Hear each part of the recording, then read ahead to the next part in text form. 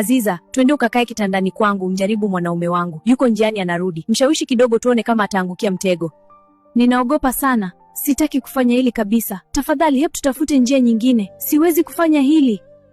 Tafadhali nakuomba sana unisaidie. Nataka tu kujua kama kweli yeye ni mwaminifu. Ndoa ni jambo kubwa sana. Sitaki kuolewa na mwanaume msaliti.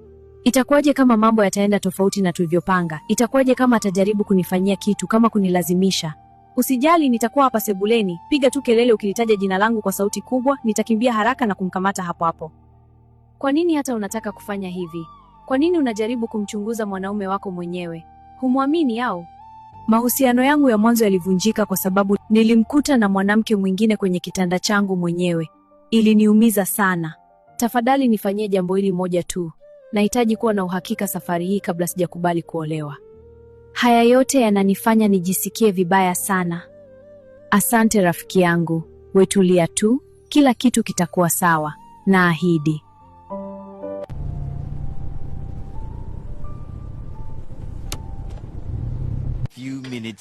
Hujambo Fatuma. Unafanya nini ndani ya chumba changu? Umeingiaje humu? Rafiki yangu alisafiri asubuhi hii kwenda kijijini kumuona baba yake mgonjwa. Kwa hiyo alinipa funguo zako nizishike. Unamaanisha Aziza, mchumba wangu, alikupa funguo za nyumba yangu alafu akaondoka? Ndiyo, ilikuwa ni dharura sana. Baba yake alikimbizwa hospitali asubuhi hii. Na hakujisumbua hata kuniambia chochote?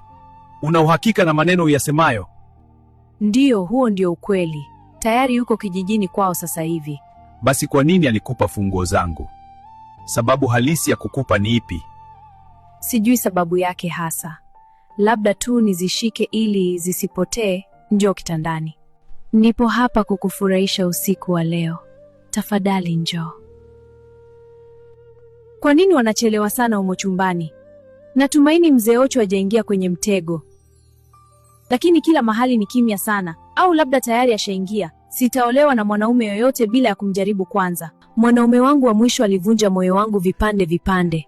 Lakini ninamwamini sana mzee Ocho. Nina uhakika kabisa hawezi kunichiti kwa rafiki yangu. Nahitaji tu kuhakikisha basi.